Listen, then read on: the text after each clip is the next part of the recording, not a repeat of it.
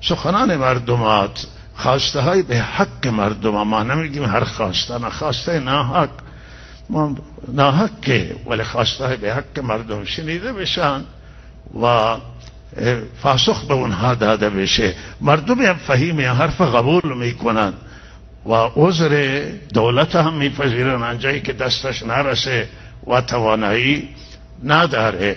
و یک نکته که من عرض کنم، همین سفر بود و همین حادثه گوارکور ما شنیدیم، شهرستان تفتان را، خدایش آنی که خیلی رنج داد ما را. و من این همراهان بعضی از علما با من همراه بودن، دیدم که نه چند از رنجان روی مثلا خیلی رنج خوردیم ما که چرا مسئله حادثه پیش بیاد و برای ما در داور بود. و علاجش جناب آقای مومنی آن هست که یک طیف خاصی از مردم نیست. من صاف بگم خدمت شما، این مسئله با توده مردم، شما توده مردم دلشون به دست میآورید که قدمی که شما برداشتید در همین راستا هست. شما در جهت این مردم حرکت بکنید و به هر حال این مردم همینطور که دوستان ذکر کردن کنار همان، مردم سیستان، مردم بلوچستان و اینجا همه خویشاوندن، قرابت تاریخی دارن، قرون متمادی کنار هم بودن.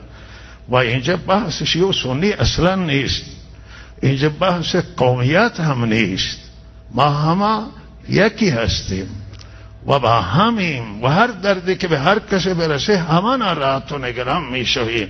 مردم اینجا درسته ممکنه سرمایه داشته نباشن، باسواد نباشن، ولی مردم عاقل هستن و لحاظ وحدت دوست دارن. اختلاف هیچ کسی نمیپسندی، هر کسی اختلاف به اندازه دوستش از هر کسی باشه دوستش ندارن.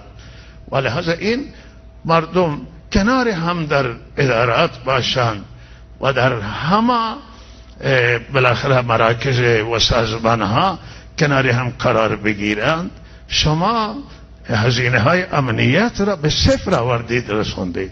خود همین مردم بالاخره امنیت را تامین میکنند و قدرتی که الله در توده ملت و مردم گذاشته، این قدرت ها هیچ کس نداره. این قدرت بعد از قدرت خدا قدرت توده مردمه و عموم مردمه و اینها خودشون امنیت حفظ میکنند.